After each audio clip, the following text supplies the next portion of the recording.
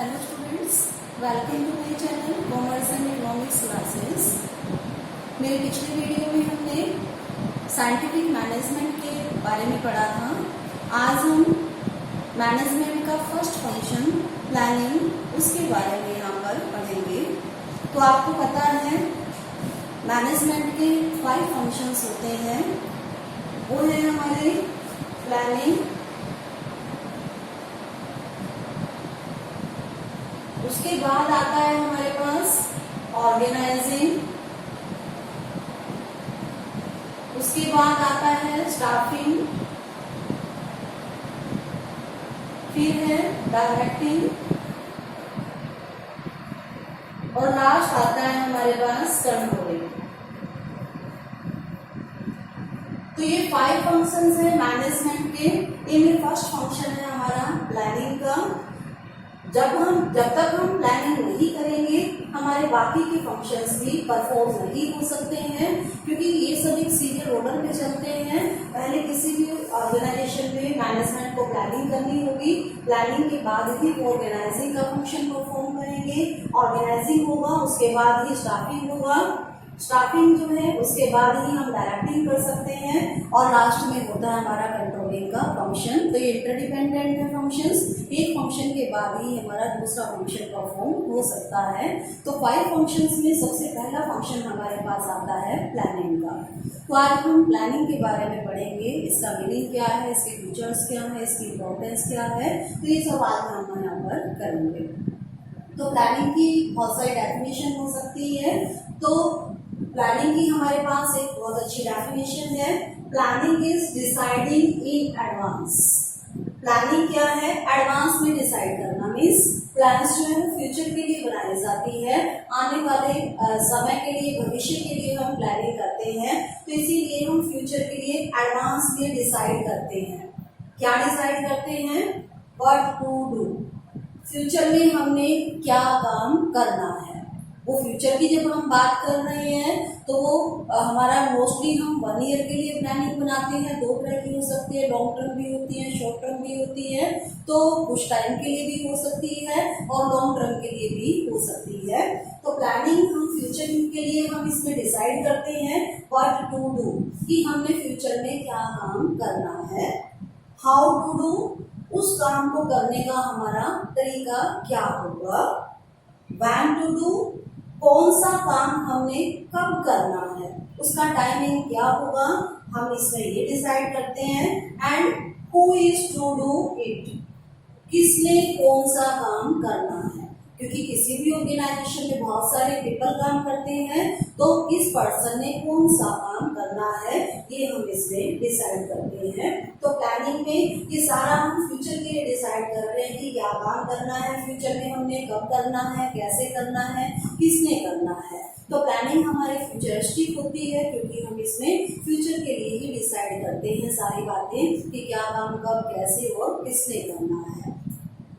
तो जब हम प्लानिंग करते हैं तो वो हम इसमें फ्यूचर के लिए पहले हम एस्टिमेट लगाते हैं कि फ्यूचर में हमारी क्या सर्कमस्टांसेस होंगे, क्या सिचुएशन होगी, बिजनेस का एनवायरनमेंट क्या रहेगा, उनको ध्यान में रखकर ही हम अपनी फ्यूचर के लिए प्लानिंग बनाते हैं। और प्लानिंग जो बनाना है वो सबसे इम्पोर्टेंट फंक्शन होता है, क्योंकि प्लानिंग के ऊपर ही बाकी के सभी फंक्शंस डिपेंड करते हैं। जब तक हम प्लान नहीं करेंगे बाकी के फंक्शंस भी नहीं हो पाएंगे पूरे।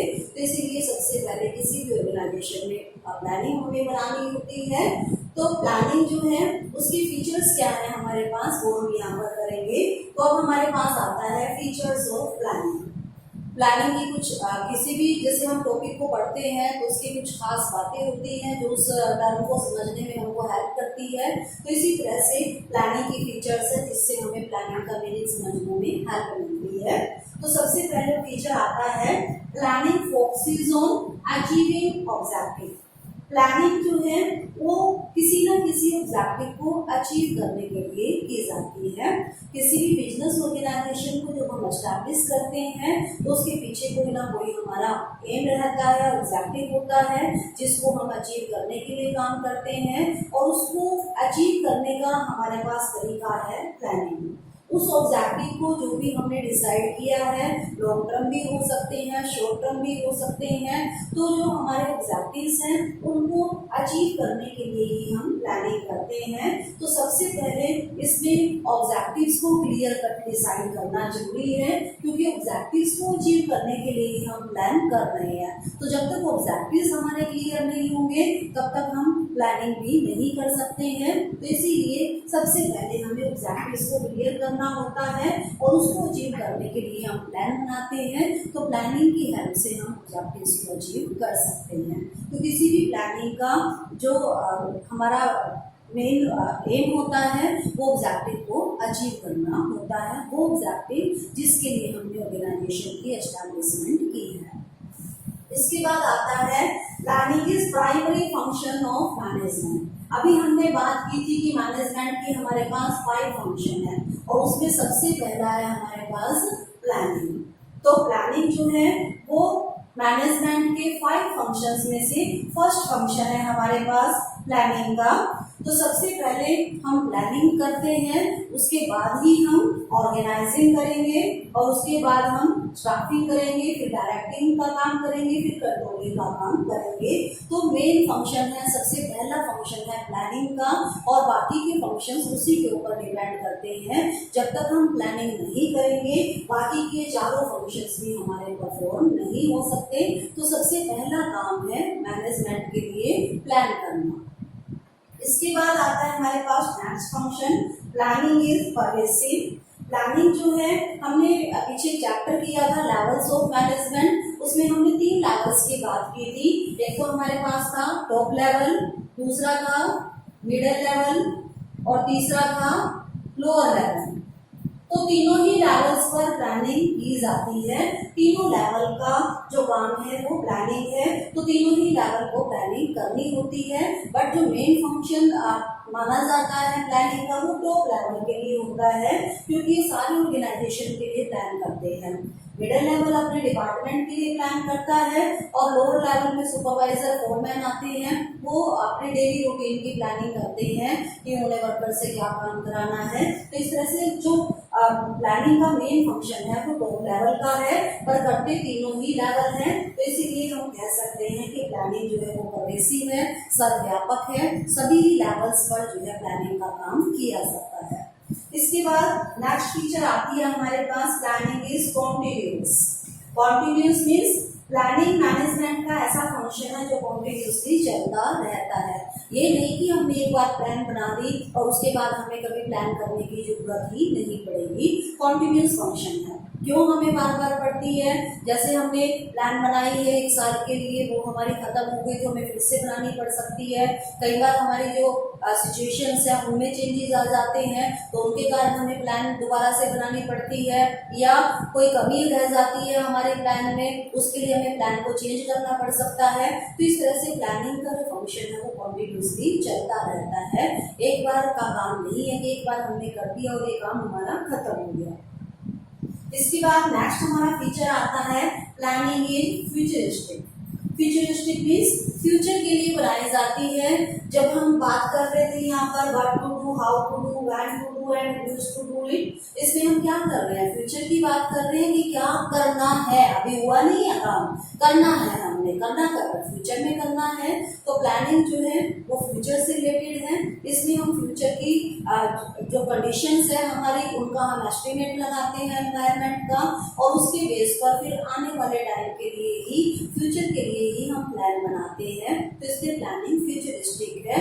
ये फ्यूचर के लिए बनाई जाती है, आने वाले टाइम के लिए बनाई जाती है कि आने वाले समय में हम क्या करेंगे, कब करेंगे, कैसे करेंगे, किसने काम करना है। तो प्लानिंग जो है वो फ्यूचरिस्टिक है।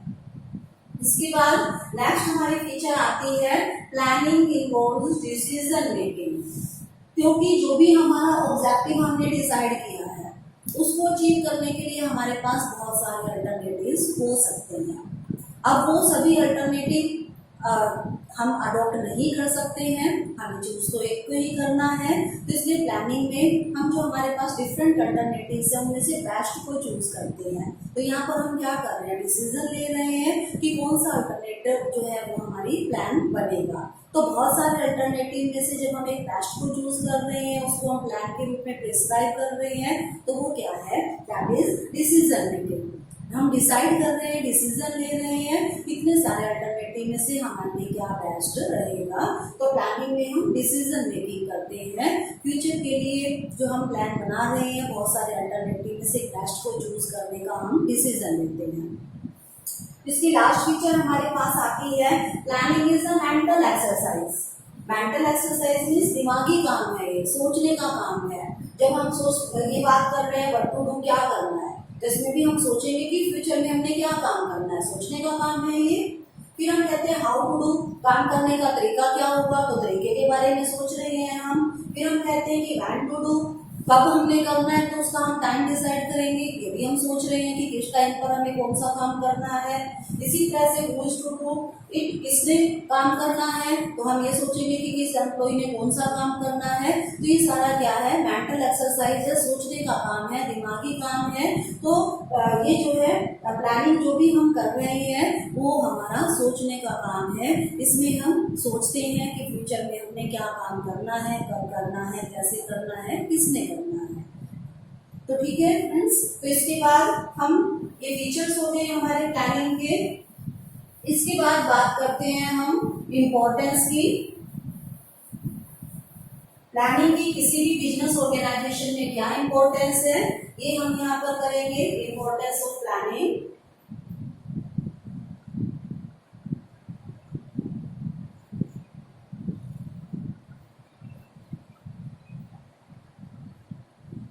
प्लानिंग किसी भी बिजनेस ऑर्गेनाइजेशन के लिए इम्पोर्टेंट है, क्योंकि हम प्लानिंग में ऑब्जेक्टिव्स को डिसाइड करते हैं और उसी ऑब्जेक्टिव को अचीव करने के लिए सभी काम किए जाते हैं। तो जब तक हम प्लान नहीं बनाएंगे, ऑब्जेक्टिव डिसाइड नहीं होंगे, तो कोई भी काम ऑर्गेनाइजेशन में नहीं हो पाएगा। तो किसी भी ऑर्गेनाइजेशन के लिए इसकी क्या इम्पोर्टेंस है, तो सबसे पहला हमारे पास आता है, planning provides direction.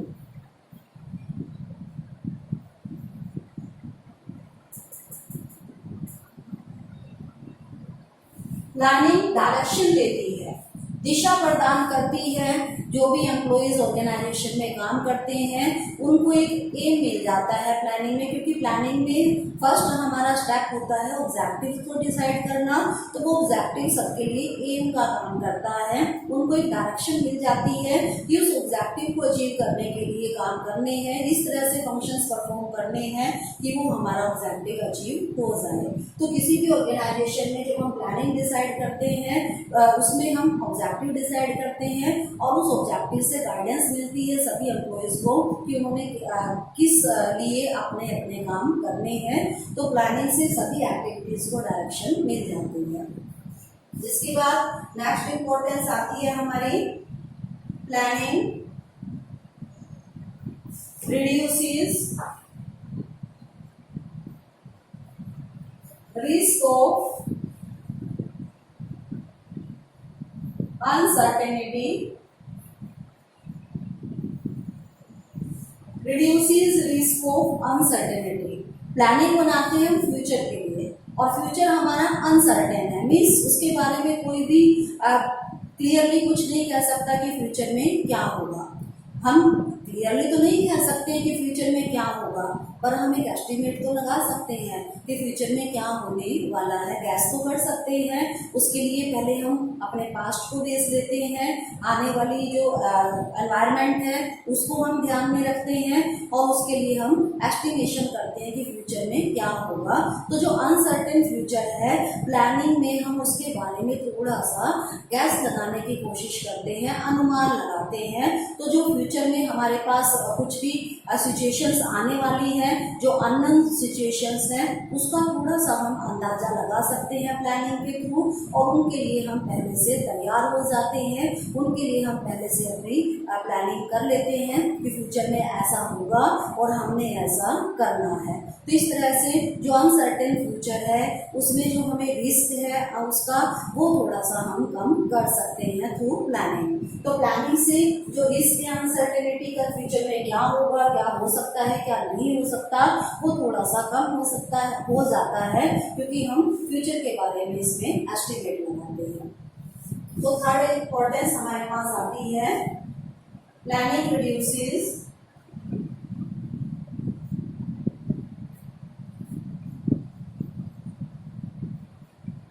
overlapping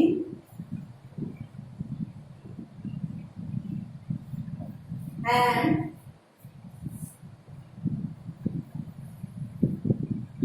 wasteful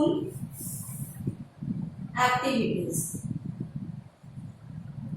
overlapping को कम करती है और वेस्टफुल एक्टिविटीज जो है वो प्लानिंग से कम हो जाती है। ओवरलैपिंग का मतलब क्या है? कोई काम दो बार हो जाना। अगर हम प्लान नहीं बनाएंगे, काम का बंटवारा नहीं करेंगे तो उससे क्या होगा? हो सकता है कि कोई काम तो हमारा दो बार हो जाए और कोई जरूरी काम हमारा होने से छूट जाए, तो उससे हमें क्या होगा? नुकसान होगा ऑर्गेनाइजेशन में, हमारे रिसोर्सेज बेकार जाएंगे। जब हम ओवरलैपिंग करेंगे दो बार सेम काम को कर देंगे, उससे हमारे रिसोर्सेज बेकार होंगे। तो इस तरह से जब हम प्लानिंग करके डिसाइड कर लेते हैं कि क्या क्या काम करने हैं, काम को हम बांट देते हैं, तो इस तरह से ना तो कोई काम हमारा छूटता है और ना ही कोई काम हमारा दो बार होता है और उससे हमारे रिसोर्सेज की वेस्टेज बच जाती है। इसके बाद नेक्स्ट फीचर हमारे पास आता है planning promotes innovative ideas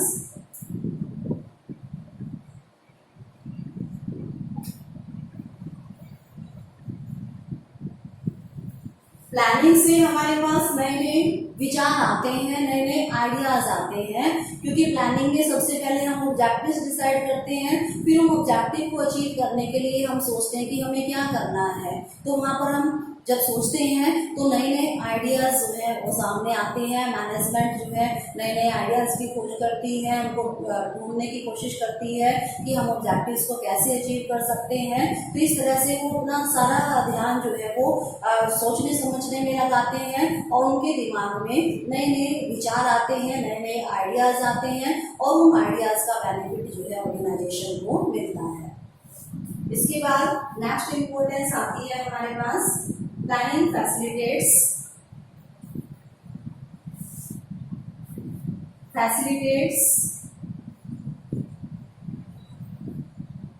decision making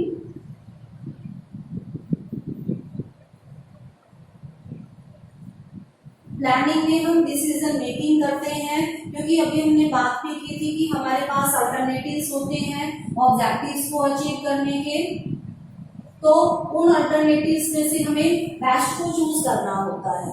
जब हम बहुत सारों में अल्टरनेटिव में से एक को चूज कर रहे हैं तो हम क्या कर रहे हैं? डिसीजन मेकिंग कर रहे हैं, उसी को हम अपने प्लान बनाएंगे। तो प्लानिंग जो है उसमें हम डिसीजन मेकिंग करते हैं, डिसीजन लेते हैं कौन सा अल्टरनेटिव जो है हमारे ऑर्गेनाइजेशन के लिए बेस्ट होगा, जिसके थ्रू हम अपने ऑब्जेक्टिव्स को अचीव कर सकते हैं और वही हमारी प्लान बन जाती है। तो प्लानिंग जो है उससे हमें डिसीजन लेने में हेल्प मिलती है कि हम कौन सी जो अल्टरनेट है उसको हम प्लान के रूप में अडॉप्ट करें। इसके बाद हमारे पास प्लानिंग की नेक्स्ट इम्पोर्टेंस आती है इट एस्टैब्लिशेस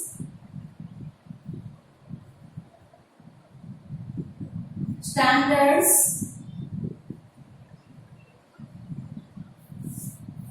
फॉर कंट्रोलिंग। हमारा कंट्रोलिंग का लास्ट फंक्शन है।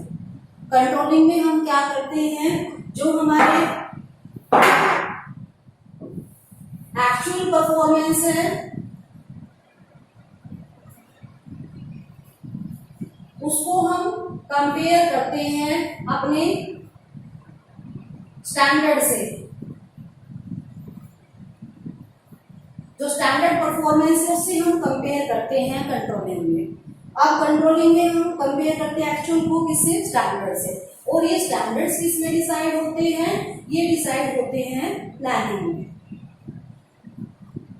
तो अगर हम प्लानिंग नहीं करेंगे तो स्टैंडर्ड्स डिसाइड नहीं होंगे, स्टैंडर्ड डिसाइड नहीं होंगे तो हम कंट्रोलिंग का फंक्शन भी नहीं कर सकते हैं, क्योंकि कंट्रोलिंग में एक्चुअल परफॉर्मेंस को स्टैंडर्ड से कंपेयर किया जाता है और ये स्टैंडर्ड डिसाइड होते हैं प्लानिंग में।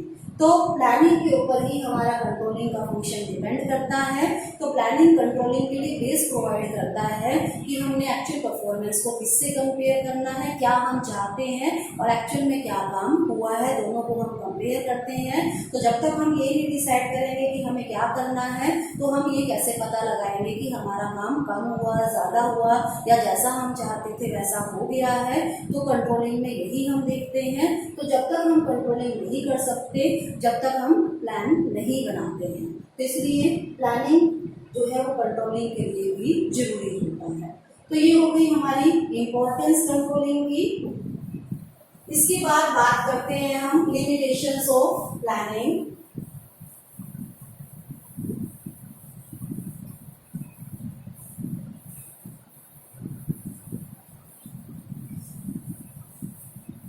प्लानिंग किसी भी ऑर्गेनाइजेशन के लिए बहुत इम्पोर्टेंट होती है, ये तो हमने किया है,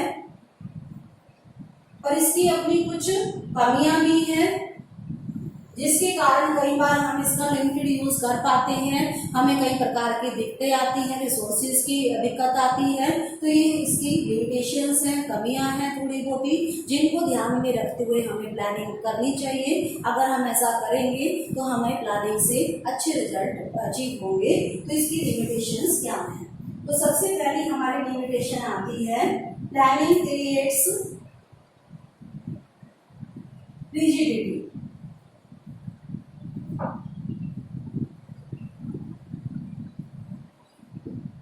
प्लानिंग से हमारे जो ऑर्गेनाइजेशन है उसमें रिजिडिटी आती है, दृढ़ता आती है, मीन्स जो फ्लेक्सिबिलिटी है वो खत्म हो जाती है, क्योंकि प्लानिंग में हमने पहले ही डिसाइड कर दिया कि क्या करना है, कब करना है, कैसे करना है, किसने करना है, तो उसी के अकॉर्डिंग चलना पड़ेगा। हम अपनी मर्जी से कोई भी चेंज नहीं कर सकते हैं। तो इससे रोचशीलता, इलास्टिसिटी जो है वो हमारी खत्म हो जाती है। अपने हिसाब से, सिचुएशन के हिसाब से हम कोई भी चेंजेस नहीं कर सकते हैं। पर कई बार ऐसा होता है कि सिचुएशन चेंज हो जाती है, जरूरत होती है हमें चेंजेस करने की, पर क्योंकि हमें तो अकॉर्डिंग टू प्लान चलना है और हम कुछ भी चेंज नहीं कर पाते हैं, तो उसके कारण हमें मुश्किल का सामना करना पड़ सकता है। और हर एक पर्सन को इसी को मानना पड़ता है जो पहले से डिसाइड कर दिया गया है, वो अपनी मर्जी से उसमें कोई भी चेंजेस नहीं कर सकते हैं। पर कई बार ऐसा होता है कि अकॉर्डिंग टू सिचुएशन जरूरी है, हम फिर भी उसमें कोई चेंजेस नहीं कर सकते हैं। सेकंड इसकी लिमिटेशन आती है, planning does not work in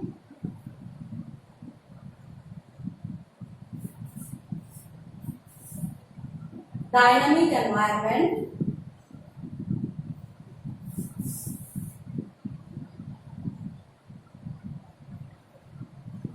dynamic environment में प्लानिंग यूजफुल नहीं है। डायनेमिक मीन्स जो चेंजेस होता रहता है डे टू डे, और आजकल आपको पता ही है कि एनवायरनमेंट में बहुत जल्दी चेंजेस आते हैं। टेक्नोलॉजिकल एनवायरनमेंट कह लो, इकोनॉमिकल एनवायरनमेंट कह लो, पॉलिटिकल, सोशल, सारा एनवायरनमेंट जो है हमारा डे टू डे जो है चेंज आ जाता है। उसका एस्टिमेट लगाना भी इतना आसान नहीं है। तो क्योंकि हमने प्लानिंग तो फ्यूचर के लिए बनाई है, अब फ्यूचर का हमने एस्टिमेट तो लगाया है, पर वो एस्टिमेट 100% हमारे सही हो ऐसी पॉसिबिलिटी बहुत कम होती है। तो जैसा हमने सोचा है कि ऐसा होगा, अगर सिचुएशन वही रहे फिर तो हमारी प्लानिंग काम कर जाएगी। पर अगर जैसा हमने सोचा था सिचुएशन फ्यूचर में वैसी नहीं रहती है, तो वो जो हमने प्लान की थी वो सारी की सारी हमारी बेकार चली जाएगी, वो चेंज एनवायरनमेंट में यूजफुल नहीं होगी।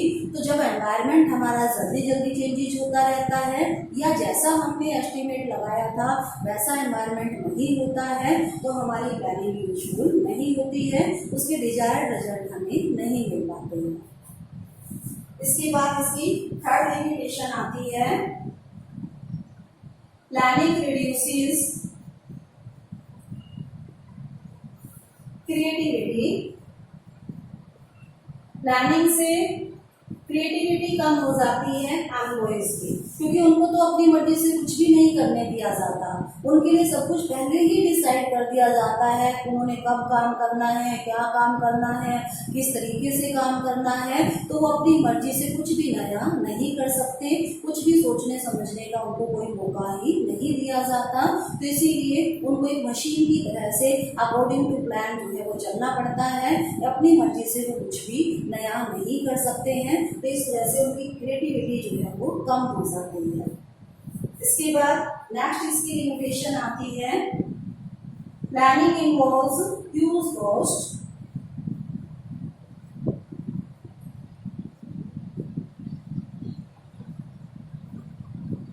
प्लानिंग में बहुत खर्चा आता है, क्योंकि इसमें पहले हम बहुत सारे डाटा इकट्ठे करने पड़ते हैं। प्लान बनाने के लिए हमें एक्सपर्ट्स की रिक्वायरमेंट होती है, हमें एनवायरनमेंट का एस्टिमेट लगाना होता है, टाइम भी इसमें बहुत ज़्यादा लगता है, तो इसलिए बहुत खर्चे वाला काम होता है। और जो स्मॉल इंस्टीट्यूशंस हैं वो इसको अफोर्ड नहीं कर सकती हैं। जो बड़े बड़े ऑर्गेनाइजेशंस हैं वही जो है प्लानिंग को अफोर्ड कर सकते हैं। तो स्मॉल ऑर्गेनाइजेशंस के लिए बहुत कॉस्टली प्रोसेस होता है, जिसको अफोर्ड करना उनके लिए लगभग इम्पॉसिबल होता है। तो नेक्स्ट इसकी लिमिटेशन आती है, it is time consuming process.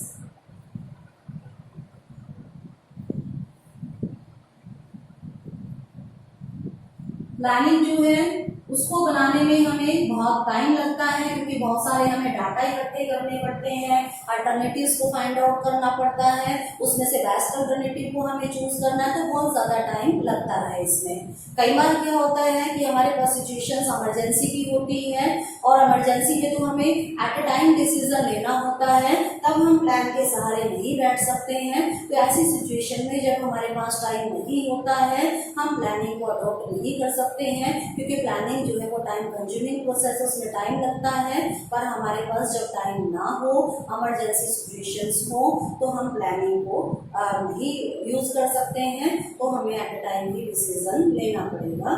तो क्योंकि प्लानिंग जो है वो टाइम कंज्यूमिंग है, इसलिए कई बार इसका लिमिटेड यूज होता है। तो नेक्स्ट इसकी लिमिटेशन हमारे पास आती है, प्लानिंग डज नॉट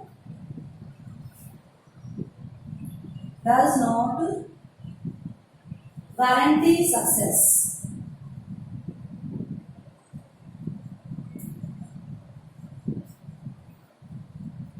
प्लानिंग जो है सक्सेस की गारंटी नहीं है। आपने चाहे बहुत अच्छी प्लान क्यों ना बना ली हो, पर आप ये नहीं कह सकते कि प्लान हमने बहुत अच्छी बना ली और हाथ के ऊपर हाथ रख के बैठ जाएं, हम कोई भी काम ढंग से ना करें कि हमारी प्लान तो बहुत अच्छी है, हमारे तो ऑब्जेक्टिव्स इजीली अचीव हो जाएंगे। ऐसा नहीं है। प्लान कितनी भी अच्छी क्यों ना हो, वो भी आपको सक्सेस की गारंटी नहीं देती है, क्योंकि जब तक आप उसके अकॉर्डिंग नहीं चलेंगे और जब तक वही सिचुएशंस ना रहे, एनवायरनमेंट वही ना रहे जिसका आपने एस्टिमेट लगाया है, तब तक वो आपकी प्लानिंग सक्सेसफुल नहीं हो सकती। तो केवल एक अच्छी प्लान बना लेना सक्सेस की गारंटी नहीं है, सफलता की गारंटी नहीं है। उसके अकॉर्डिंग काम करना, और सबसे बड़ी बात है कि वो ही सिचुएशंस रहे जो उनको सोचकर, जो हमारी बेस हमने बनाई है प्लानिंग की, जिनके बेस पर हमने प्लानिंग की है, तो अगर सिचुएशंस वही रहती है और फिर हम प्लान के अकॉर्डिंग काम करते हैं, तभी हम सक्सेस की उम्मीद कर सकते हैं। तो केवल एक अच्छी प्लान बना लेना सफलता की गारंटी नहीं है। तो स्टूडेंट्स, आज हमने हमारे 4th यूनिट का चैप्टर किया प्लानिंग। इसमें हमने प्लानिंग का मीनिंग किया, इसके फीचर्स किए हैं, इम्पोर्टेंस और लिमिटेशंस किए हैं। तो अगर आप मेरे पहले के वीडियोस देखना चाहते हैं तो उनके लिंक मैंने सब्सक्रिप्शन बॉक्स में दिए हैं, आप वहां से देख सकते हैं। इसके अलावा मेरे लेटेस्ट वीडियोस को देखने के लिए आप मेरे चैनल को सब्सक्राइब कीजिएगा।